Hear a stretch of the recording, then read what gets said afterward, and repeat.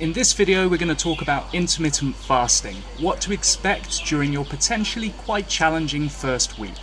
Having eaten 3 meals a day all your life, suddenly deciding to fast for 16, 18, 20 hours a day can be a little daunting, and if you don't already have some idea of what to expect, you could be put off the moment things get tough, which they almost certainly will at some point during your first week.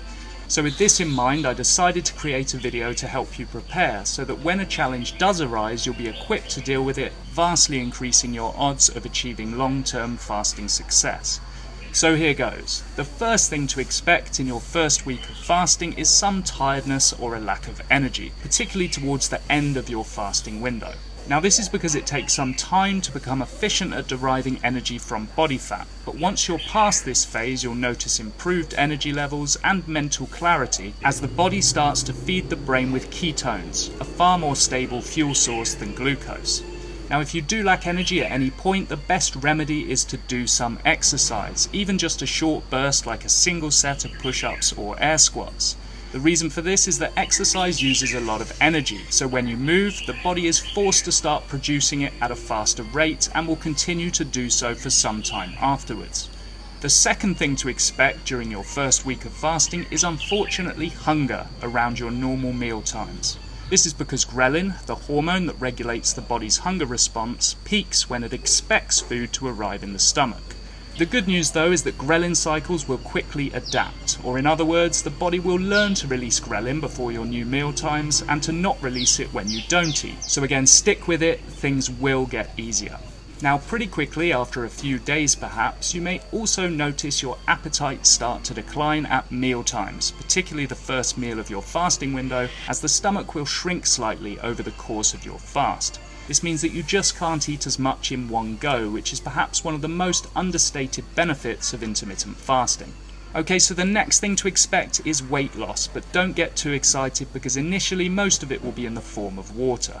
This is because carbohydrates are inflammatory and therefore cause the body cells to hold on to a lot of fluid. When we fast though, we allow time for the inflammation or swelling to be cleared away, like when recovering from an injury. So lots of water will be lost from the tissues and your weight is likely to drop fairly rapidly as a result. Perhaps 1.5 to 3 kilos in your first week, and even more so if you're combining intermittent fasting with a low carb or keto diet.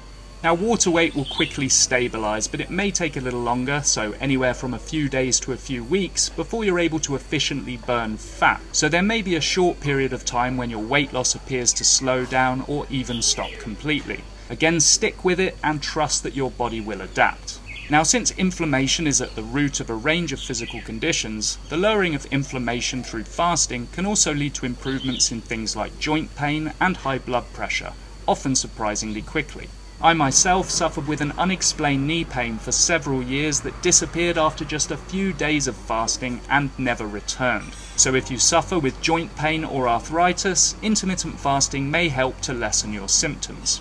Okay, the final thing to expect during your first week of fasting is improvements in bloating, acid reflux, and digestive discomfort.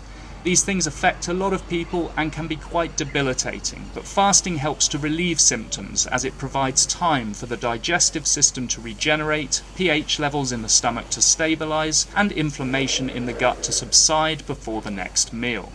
So I know fasting can be tough initially, which is why I really want to emphasize the importance of sticking at it, particularly as the difficulties you face during your first week or two may leave you with some doubts. It really can be hard, but I assure you it will make sense. As soon as the body relearns how to use its stored fat for fuel and starts efficiently producing ketones, your energy levels will skyrocket, you'll feel less hungry throughout the day, you'll experience more mental clarity, and you'll realize that this is something that you can maintain. For me now, I don't even think about food in the day and just love the freedom and control over my body that intermittent fasting gives me.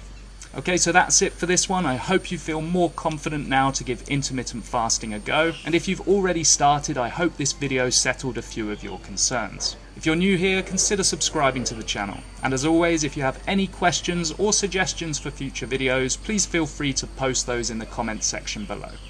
As always, I hope you have a great day, and I'll see you in the next one.